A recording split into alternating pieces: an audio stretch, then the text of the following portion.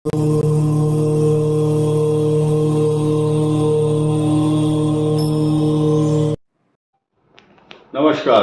कर्क राशि वालों के लिए विशेष ये वीडियो बनाया जा रहा है। कर्क राशि वालों का बहुत बहुत अभिवादन, स्वागत। आज हम चर्चा कर रहे हैं अलर्ट डेट अगस्त के महीने में आपके लिए कौन सी हो सकती है और ग्रहों के नए नए बदलाव भी हुए हैं, उसके आपके ऊपर क्या असर देखने को मिलेंगे। ये अलर्ट डेट अगस्त 2025 कर्क राशि, खास तौर से पुनर्वसु, पुष्य और श्लेषा नक्षत्र के लिए ये वीडियो बहुत खास होने वाला है।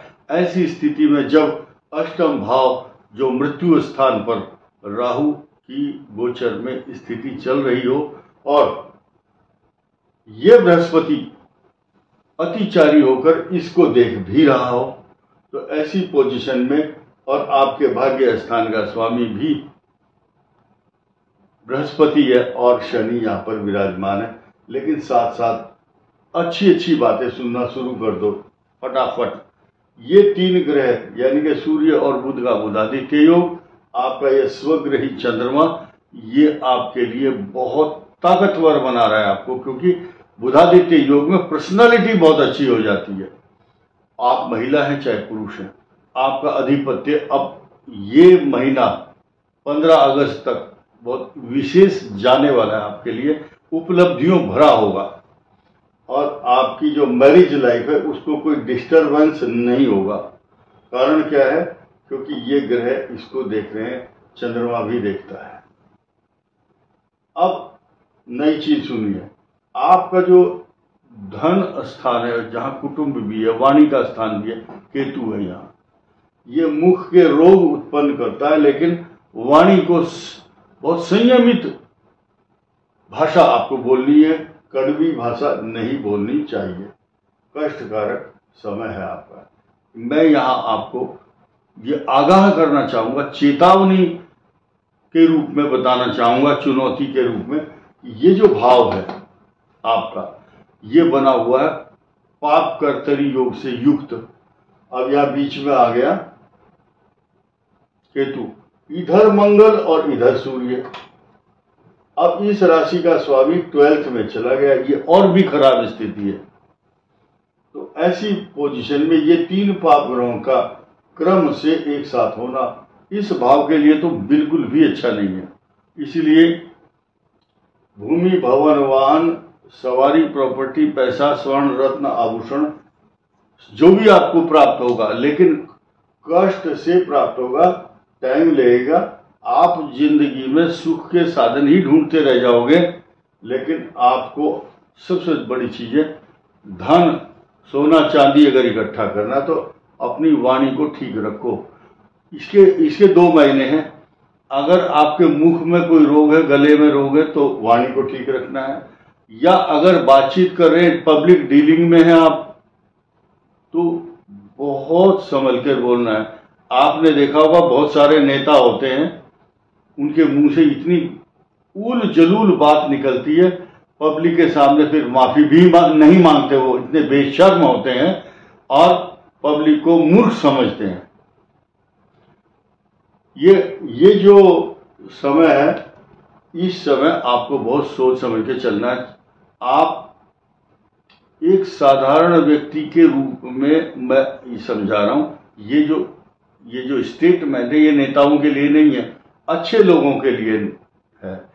एक कहावत है बहुत बड़ी, रूल्स आर फॉर फूल्स। जो कानून बने हैं वो मूर्खों के लिए बनाए गए हैं। जो बुद्धिमान लोग हैं उनको कानून की आवश्यकता नहीं पड़ती, वो किसी से सलाह नहीं लेते, वो तो पहले ही संयमित, सधी हुई, मैच्योर्ड लैंग्वेज बोलते हैं। तो आपका ये जो लैंग्वेज शब्द का और धन स्थान का स्वामी है सूर्य, ये यहां से 12th चला गया, इसलिए रॉन्ग इन्वेस्टमेंट से बचना है। हालांकि आपकी धार्मिक यात्राएं बहुत हो रही हैं और होंगी, लेकिन जो लोग घर से तीर्थ यात्रा के नाम पर निकले हैं, ये कर्क राशि वाले, सिंह वाले, कन्या वाले और मीन वाले, इनका समय ठीक नहीं है, चोट आदि की संभावना चल रही है। खैर, अब आइए तीसरा भाव। कर्क का तीसरा भाव बहुत शुभ, मजबूत, तरक्कीदायक, भाई के लिए कष्टकारक, भाई के लिए चिंता का कारण तथा आपका पराक्रम, साहस बढ़ाने वाला ग्रह है। आप देखिए कि जब पराक्रम नहीं होता तो कमजोर पड़ जाता है आदमी। ऐसी स्थिति में अगर 10 रुपए भी जेब में होंगे आपके, 1 लाख रुपए का सामान खरीदने का साहस करोगे, ये उत्साहित करता है, हिम्मत नहीं हारने देता। ऐसी स्थिति में जब कमजोर होता है, अगर शेर भी हो और कमजोर हो गया तो गांव के कुत्ते घेर करके उसको मारते हैं। तो इसीलिए मैं पॉजिटिव चीज बता रहा हूं कि कर्क राशि वालों का पराक्रम अब बढ़ चुका है। शनि भी यहां देखता है, मंगल यहां पर भाग्य को उन्नति देता है। 12वां भाव तीर्थ यात्रा, अधिक खर्च, फैशन और अपने सौंदर्य के संसाधनों में, सुख के साधनों में पैसा खर्च हो रहा है, क्योंकि चतुर्थेश सुख का कारक 12वें चला गया और आमदनी का कारक 12वें चला गया।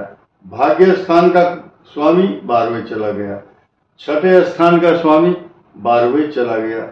यानी कि 1, 2, 3, 4, ये जो 4 स्थानों के स्वामी है, ये दोनों ग्रह 12th हाउस में चले गए हैं।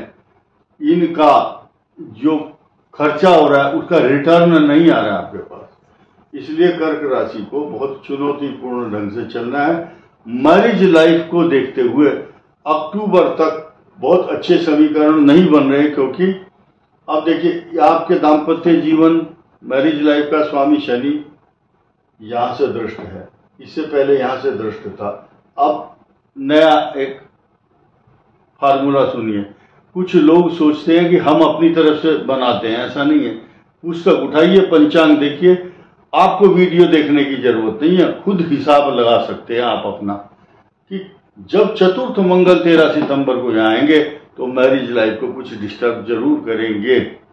इसलिए आपको 18 अक्टूबर तक वेट करना है, क्योंकि जब तक ये बृहस्पति यहां पर आपको नहीं आ जाता इस कर्क राशि पर, तब तक आप होल्ड करिए, शांति रखिए, जल्दबाजी मत कीजिए, किसी भी कानूनी दांव पेच लफड़े में नहीं पड़ना है। ये बहुत साफ साफ संदेश है। अब ये जो नए नए ग्रह हैं आपके लिए, ये बहुत सारी अपॉर्चुनिटी भी लेकर आ रहे हैं। ये मैं आपको साफ साफ बता दिया।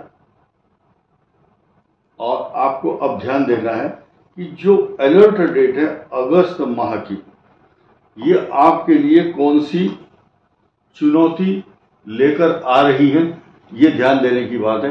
कर्क राशि वालों को 31 जुलाई यानी कि जुलाई मास की जाते जाते ये लास्ट की 1 तारीख 31 जुलाई, 1 और 2 अगस्त, 9, 10, 11 अगस्त, 18, 19, 20 ये अगस्त की तारीखें अच्छा परिणाम नहीं देंगी। संभल कर रहना 31 जुलाई से 1, 2 अगस्त, 9, 10, 11 और उसके बाद 18, 19, 20 अगस्त अच्छी परिणाम नहीं दे रही हैं।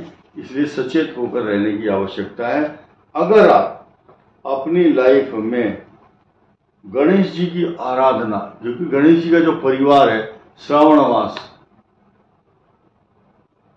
अगर आप भगवान शिव का अभिषेक करते हैं और उसके बाद चंदन का लेप करते हैं, अखंड चंदनम दिव्यम गंधाढ्यम सुमनोहरम विलेपनम सुशेषम चंदनम प्रतिगृह्यताम नागेंद्र हाराय त्रिलोचनाय भस्मांग रागाय महेश्वराय नित्याय शुद्धाय दिगंबराय तस्मै नकाराय नमः शिवाय पंचाक्षरी स्तोत्र का पाठ या इससे भगवान शिव की आरती, रुद्राष्टक और जितने भी भगवान शिव की आराधना करने के मंत्र हैं, जो भी आप बोल सकते हैं।